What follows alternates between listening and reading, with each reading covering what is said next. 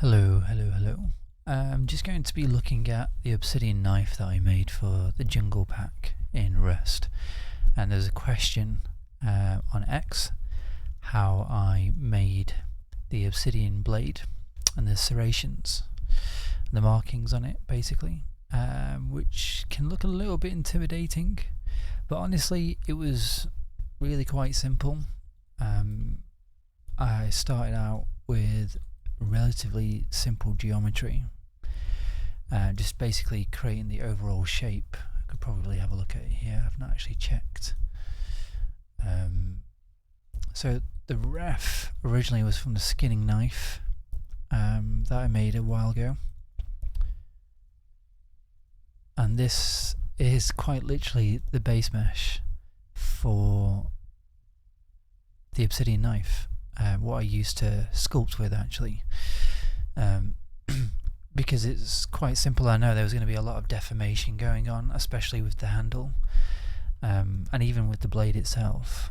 I didn't think that there'd be much point to go in any detail in the model itself in Blender, and so this is what I started off with, believe it or not. Let's go into ZBrush, and this is what I ended up with the Sculpt. And now, as you can see on the actual handle itself, just to go on a little bit of a tangent,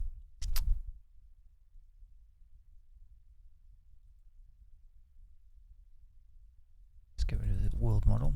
You can see I have this pattern here, and that was actually done in Substance Designer. I knew that I wanted to do that kind of material in Substance Designer and learn a little bit of that software. I don't really touch it all that often unless there's a tileable that I want to create, and I think it came out alright. I think I did a good job with it, but yeah, the main focus here really is the Obsidian blade. Now obviously I had a bunch of reference here, so let me just find that for you. Okay, when I said there's a load of reference, there wasn't actually. These things aren't all that common, and they're pretty standard, but this was my main reference, especially with the handle. But there was many directions that I could have gone with this, really. I didn't have any concept art for this particular thing, if I remember correctly. I just knew two things. I love this colour scheme here. Let me move it over here so you can actually see it. I love this colour scheme here, and I love the simplicity of the handle. And then it was just obsidian, this big chunk, like usually like as equal in length and diameter as the handle itself, or bigger. And I just felt like it just looked super funny and quirky. And so I wanted to do something similar, but in the Rust sort of universe. So just off the cuff here, you can see I borrowed some elements that are quite the same, and I just assumed that the front and back would be exactly the same, or I mean, from a gameplay point of view, it wouldn't really matter if it was unique on the other side, because you wouldn't really see it. So I just sort of mirrored it on the other side.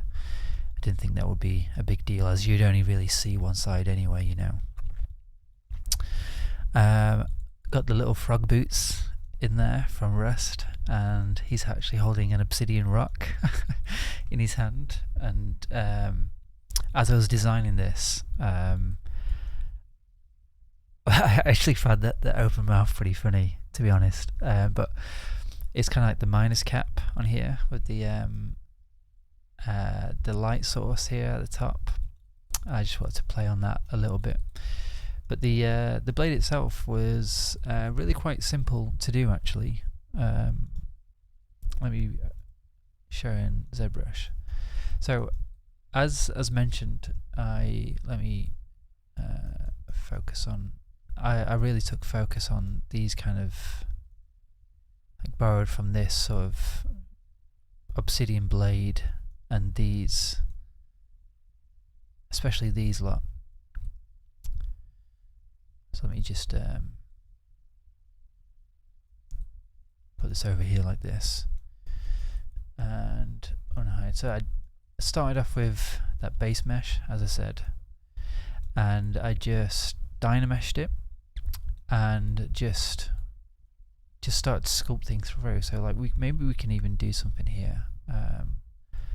Let me auto group this and group split. Okay, I've got the UI set to like mega scale, so it's actually readable in this recording.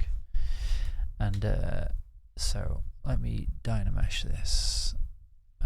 Say 2048 dynamesh, maybe even more than. Okay.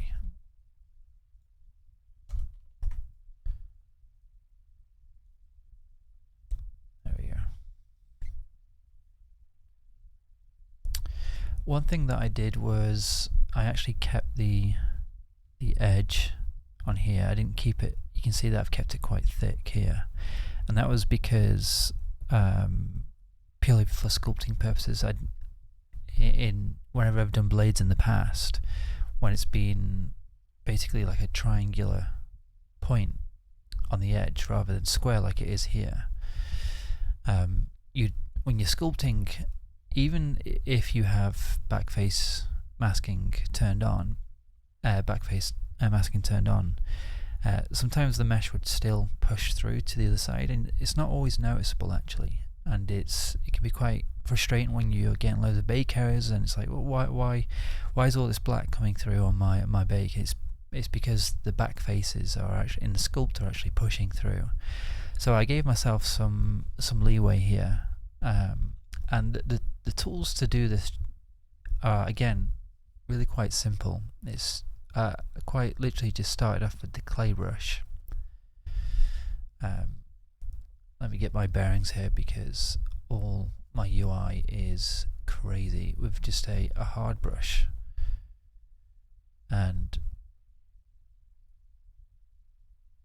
I just sort of sculpted mesh. Maybe I did actually start off with a bit more of a smoother base. I'm not sure if I did. So I used the clay brush just with a hard alpha like this, but also I used the classic trim smooth border. That allows you to get some nice sharp edges, and I use that with a circular hard because you're trying to sort of emulate the abrasions here. Let me put this up here. These circular patterns here, you're trying to sort of emulate that, and the trim smooth brush does an excellent job of that. You can see it here. Let me just Alt Tab and then come back in again because sometimes it kind of messes up with the sensitivity. And you can sort of see it kind of working already, but it was just a good, because most of this is just sculpting rather than modeling. So a lot of this was just pure sculpting time on this part, the clay brush and the trim smooth border. And there isn't a smooth single edge here. It kind of sort of goes into different directions, even especially here, curves around, and so you can just sort of establish just some peaks, just a flow that it goes in that you're quite happy with, like these ridges here. And this is quite messy, but it's okay to be messy at this stage because you're just sort of experimenting, really, just trying to find out what works. And a lot of my work is a lot of experimentation, a lot of trial and error. I I have kind of an idea of what might work, but I'm not always 100% too sure until I actually try it out. And that's really part of learning how to do this stuff, right? So I might bring the focal shift down, which will soften it up a little bit.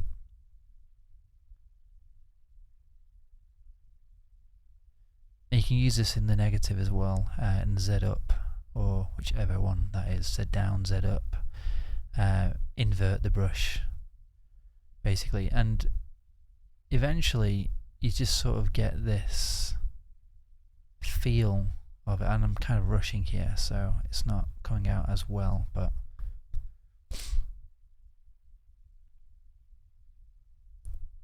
it's okay just to be rough with it, because actually when you're a bit rough with the sculpt, you might accidentally create those kind of ridges that you wouldn't have naturally have made if you're sort of planning it out straight away. So when you're doing this, you just kind of have to be mindful of the back face. Like every now and then, just check that you're not clipping through.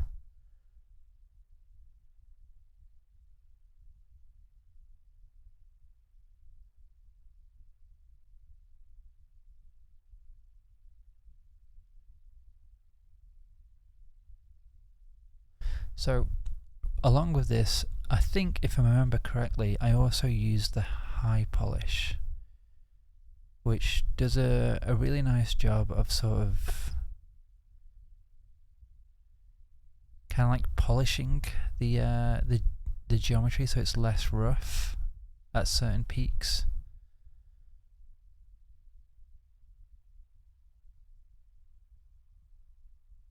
And can help sort of smooth that out in a way. So I can sort of see it sort of forming here, so I might even want to decrease the Z intensity of this so it's just not so strong.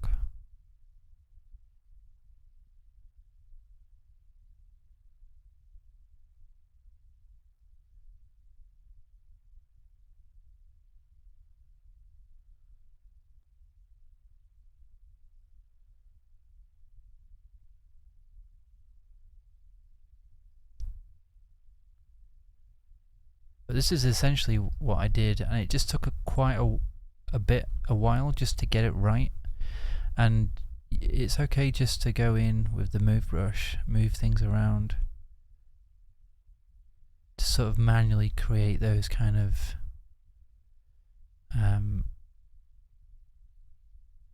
those peaks that you kind of want to get.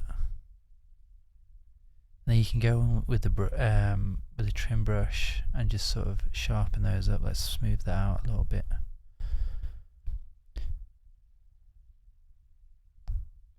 Maybe we could even use the standard. The standard brush is kind of like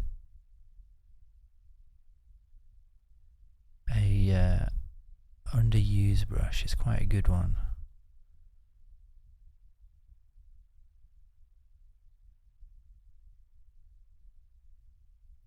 I think at some points I remember starting again fresh, because you just got to see it as like a bit of a blank canvas. It's because again, like I said, because it's mostly just sculpting. You can just do that, and it's quite quick as well. It's not a long. It's not like it's a character or anything, you know.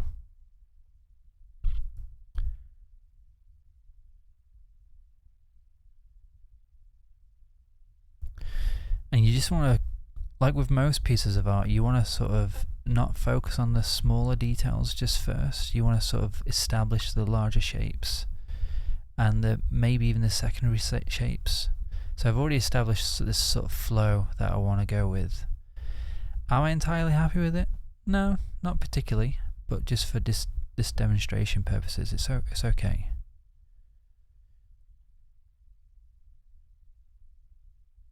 And then once you're happy with the larger shapes, then you can sort of go in and sort of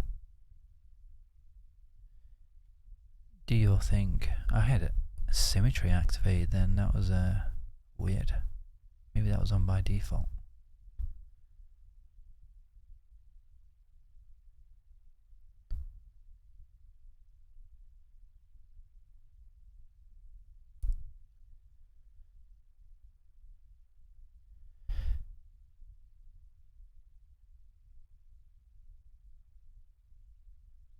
So when, let's say we're happy with this. I'm not entirely happy with this, but let's say we are. We can sort of use the trim brush just to go in and start making some layers in there.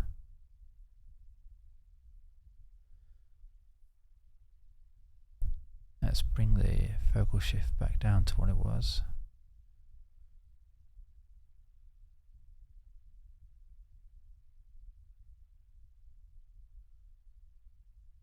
Just smooth those parts out.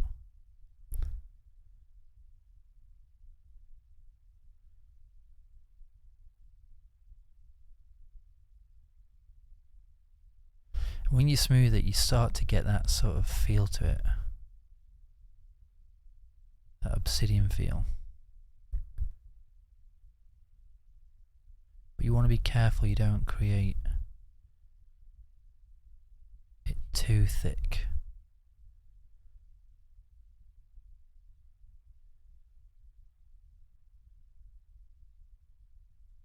Whatever that means. I know you're thinking, what does that mean, Tom?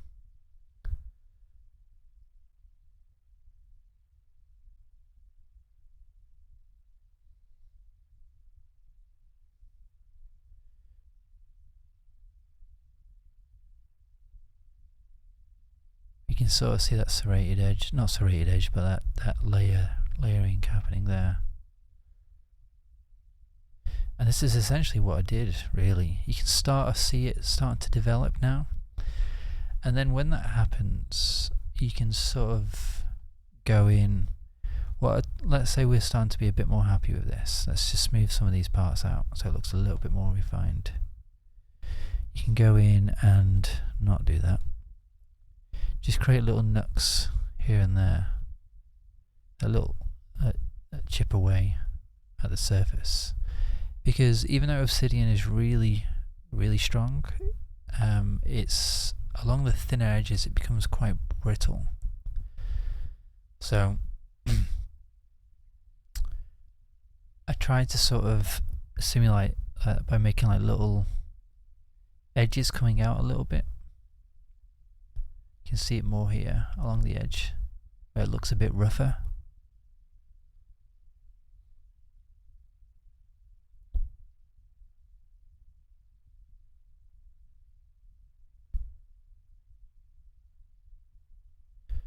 Let's just do some more here. Gears.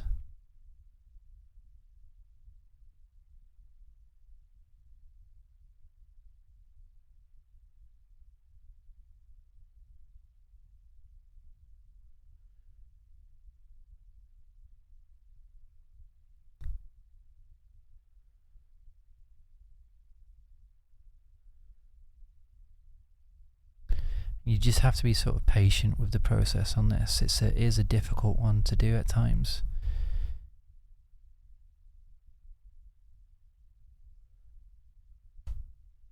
And even now I'm kind of wanting to go, let's start again. But this is the exact process that I did for it.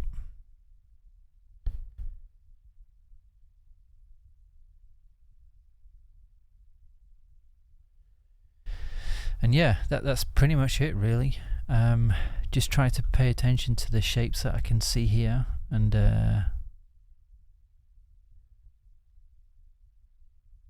just got locked in and just dialed in and just tried to recreate those shapes as best as I could. And you want to sort of get it so conversion lines, so it sort of creates this sort of like natural, almost like ribbing, if that makes sense. You can sort of see it here.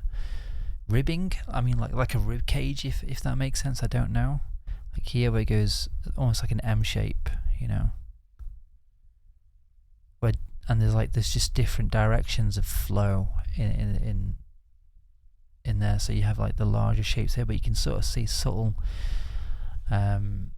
shapes within it. So you've got this long edge here, and then but you've got these sort of like this flow here as well, and you can really see it on this one as well here, and here as well.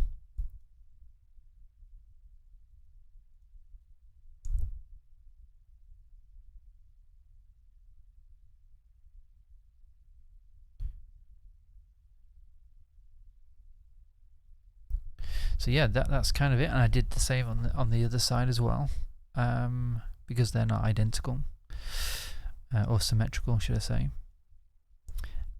It was a bit of a trial and error, like this one, mostly error, but it gets the point across, I think.